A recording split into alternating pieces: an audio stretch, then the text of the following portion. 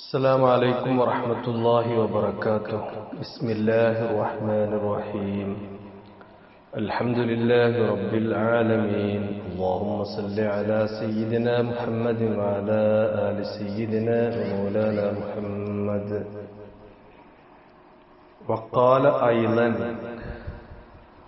വീണ്ടും മൂസ ബിൻ ജാബിർ അൽ ഹനഫി എന്ന ശായർ പറയുന്നു, കഴിഞ്ഞ ദിവസങ്ങളിലൊക്കെ അദ്ദേഹത്തിൻ്റെ വ്യത്യസ്തമായ രീതിയിലുള്ള വിഷയങ്ങളാണ് നമ്മൾ ചർച്ച ചെയ്തത്.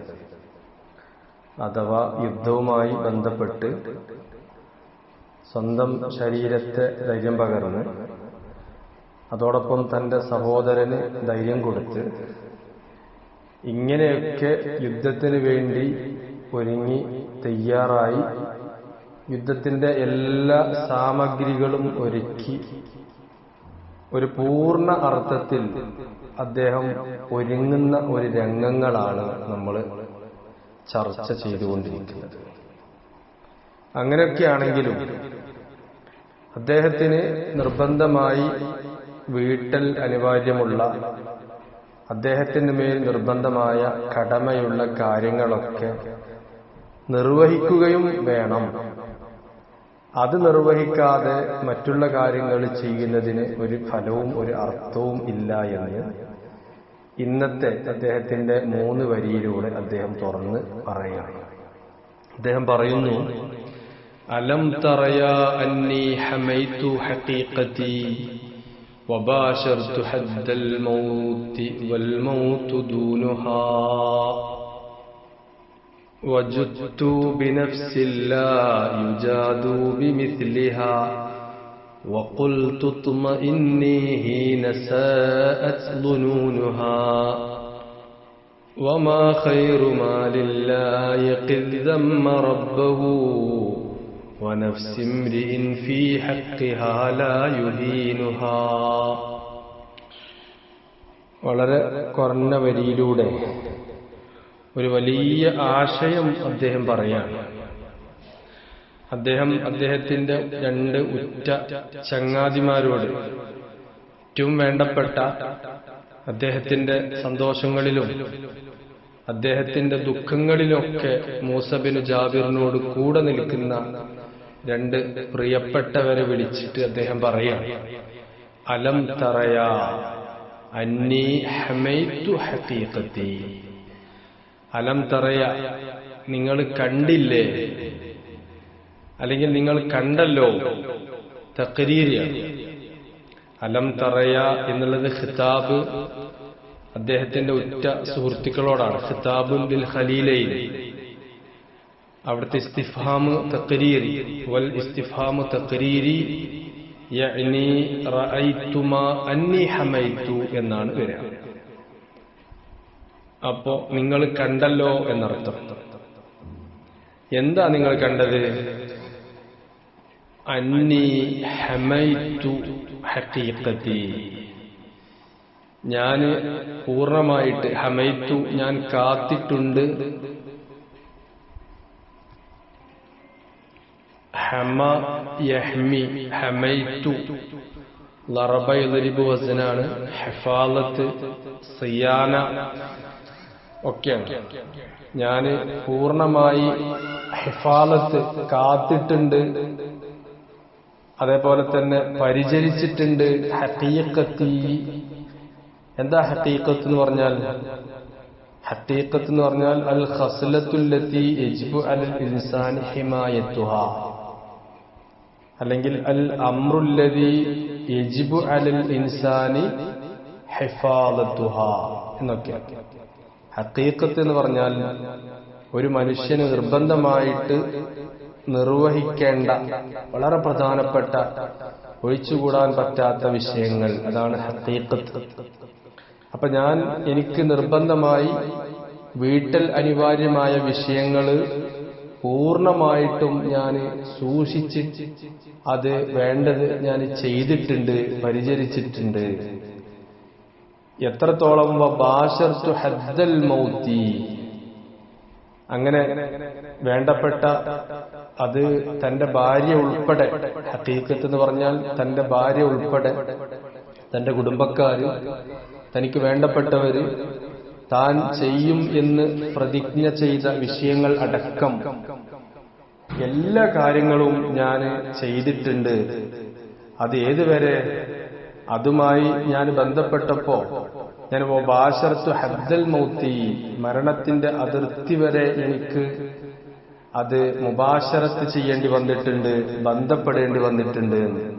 ബാശറ യുബാശിറു, ബാശർത്തു സിഗത്തുൽ മുത്തക്കല്ലിമാണല്ലോ.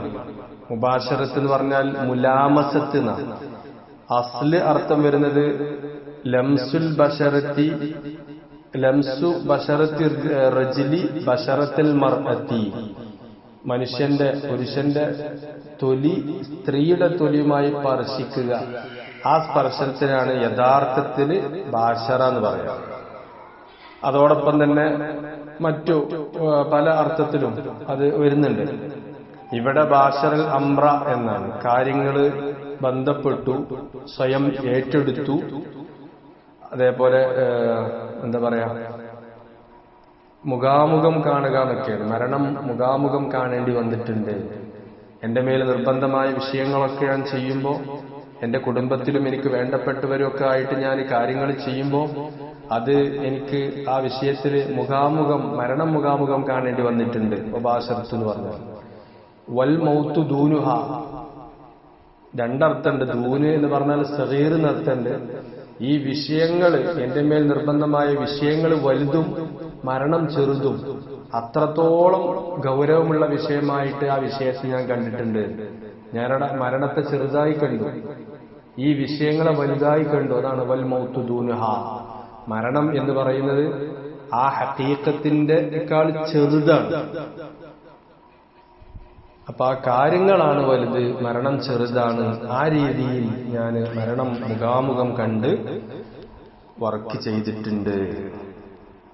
മാത്രം പോരാ, വജുത്തു ബിനഫ്സിൻ വജുത്തു വവഅത്ഫ ജുത്തു ബിനഫ്സിൻ ലാ യുജാദു മിത്ലിഹാ, ലാ യുജാദു ബിമിത്ലിഹാ. ജുത്തു സിഗത്തുൽ മുത്തക്കല്ലിമാണ്. നസറ യൻസുറു ആണ്. ജാദ എന്നാണല്ലോ മാദി വരുന്നത്. ജുത്തു ജാദ ബിനഫ്സിഹി എന്നാണ്. അഥവാ മരണം സംഭവിച്ചു, മരിച്ചു എന്നർത്ഥം. അഥവാ ഉദ്ദേശിക്കുന്നത് മരിച്ചു എന്ന് പറയൽ കൊണ്ട് നമ്മൾ പറയാറുണ്ടല്ലോ, അവൻ എന്ത് ചെയ്തു, പിന്നെ മരിച്ചു പ്രവർത്തിച്ചു എന്നൊക്കെ. ആ വിഷയത്തില് അത്രയും ഗൗരവമായി പ്രവർത്തിക്കുമ്പോൾ മലയാളത്തിൽ നമ്മൾ പറയാറുണ്ട്, അവൻ മരിച്ചു ചെയ്യാണ്. ആ വിഷയത്തേക്ക് ഇങ്ങോട്ട് ആ വിഷയം നേടിയെടുക്കാൻ വേണ്ടി അവൻ മരിച്ചിട്ട് ചെയ്യുകയാണെന്നൊക്കെ നമ്മൾ മലയാളത്തിൽ അങ്ങനെ പല പ്രയോഗങ്ങളും പ്രയോഗിക്കാറുണ്ട്. അതുകൊണ്ട് ഉദ്ദേശിക്കുന്നത് എന്താ? യുദ്ധത്തിലെ അങ്ങേ അറ്റത്തെ ഇഖ്ദാമാണ്, മുന്നേറ്റം ആണ് ഉദ്ദേശിക്കുന്നത്. അപ്പൊ ഞാൻ എന്റെ സ്വന്തം ശരീരം കൊണ്ട് ചെലവഴിച്ചിട്ടുണ്ട്. ജാദ ചെലവഴിച്ചു. ലാ യുജാദു ബിമിത്ലിഹ, അതുപോലത്തെ വിഷയങ്ങളിൽ എങ്ങനത്തെ നഫ്സാണ്? ലാ യുജാദു ബിമിത്ലിഹ. അപ്പോ ലാ യബ്ദലു ബിമിത്ലിഹ, ഞാൻ എന്ത് ചെയ്ത് എന്റെ മഹത്തമായിരിക്കുന്ന മാന്യമായിരിക്കുന്ന ശരീരത്തെ യുദ്ധത്തിന് വേണ്ടി സമർപ്പിച്ചു, ചെലവഴിച്ചു. എങ്ങനത്തെ ശരീരം?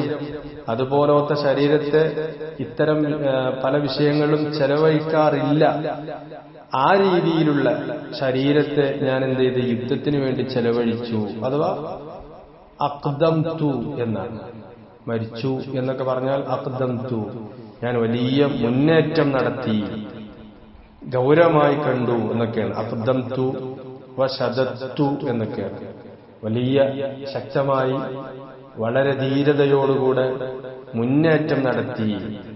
എന്നിട്ടോ വഖുൽതു, ഞാൻ പറഞ്ഞു, ഇത്മഇന്നീ ഹീന സാഅത് ദുനൂനുഹ, സ്വന്തം ശരീരത്തോട് പറയാണ്, ഒന്ന് ശാന്തമാവ്.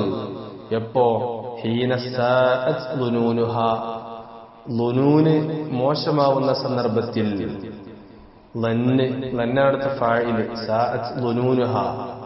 സൂഉൽ ലന്ന് ഇവിടെ ഭീരുത്വം, അതേപോലെ പിന്തിരിഞ്ഞോടുക എന്നതിനെ തൊട്ടൊക്കെ കിനായത്താണ്.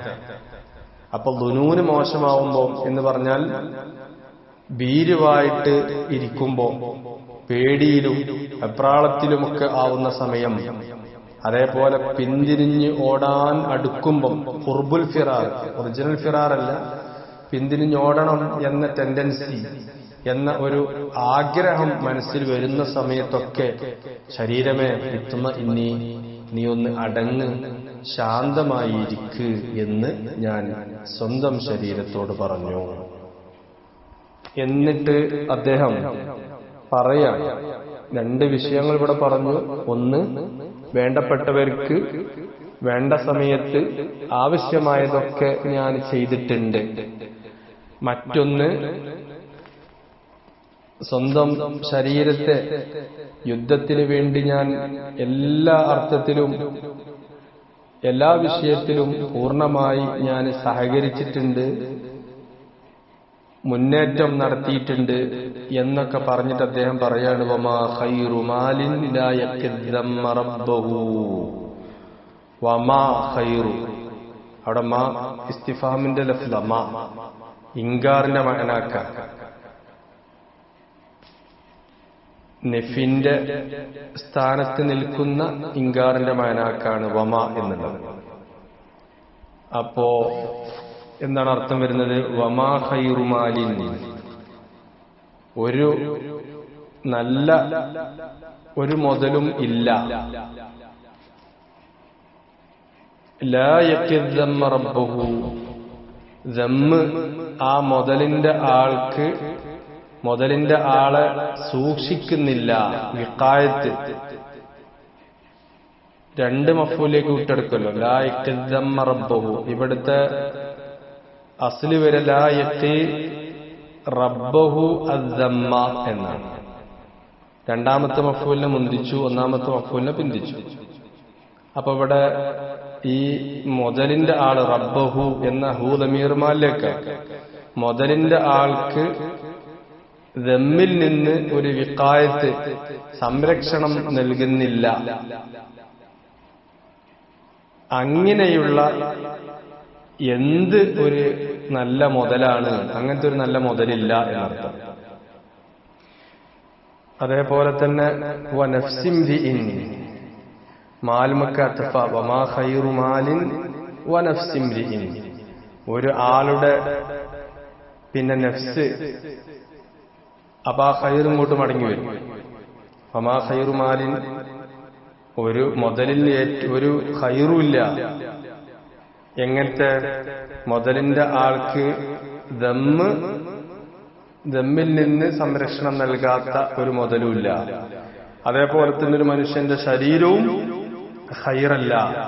ഫീ ഹഖ്ഖിഹാ ലാ യുഹീനുഹാ, ആ നഫ്സിന്റെ ഹക്കില് ഇഹാനത്ത് ഇല്ലാത്ത ഒരു നഫ്സും ഖൈറല്ല. അപ്പൊ ആശയം വരുന്നത്, വിരുന്നുകാരെ സൽക്കരിക്കുക, അതേപോലെ തന്നെ മസാക്കീനെ പരിചരിക്കുക പോലെയുള്ള കാര്യങ്ങൾ ചെയ്യാതെ മുതല് ഒരു ഖൈറല്ല എന്നർത്ഥം.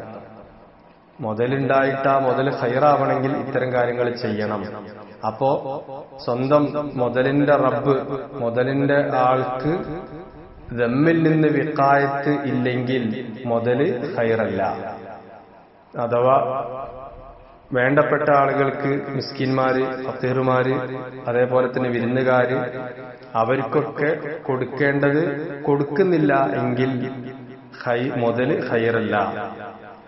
അതേപോലെ തന്നെ തറവാട്ടിലുള്ള തന്റെ കുടുംബത്തിലുള്ള വേണ്ടപ്പെട്ട ആളുകൾക്ക് കൊടുക്കേണ്ടത് കൊടുത്ത് പരിചരണം നൽകുന്നില്ല എങ്കിൽ മനുഷ്യന്റെ നഫ്സ് അതും ഖൈർ അല്ല എന്ന വലിയ രണ്ട് ആശയങ്ങൾ, ഒന്ന് രണ്ട് പ്രസ്താവന അദ്ദേഹം പറഞ്ഞിട്ട് ആ രണ്ട് പ്രസ്താവനക്കും തെളിവ് അദ്ദേഹം പറയുകയാണ്. മുതലുണ്ടായിട്ട് അത് വേണ്ട രീതിയിൽ ചെലവഴിക്കുന്നില്ല, അതേപോലെ തന്നെ താൻ നിർബന്ധമായി വീട്ടേണ്ട, പരിചരിക്കേണ്ട ആളുകൾക്ക് പരിചരണം നൽകുന്നില്ല എങ്കിൽ ശരീരവും ഖൈറല്ല, മുതലും ഖൈറല്ല. എന്ന് ആണ് മൂസ ഇബ്നു ജാബിർ എന്ന ആള് എന്ത് ചെയ്യുന്നു, വലിയ ഒരു മെസ്സേജ് പറയുന്നത്.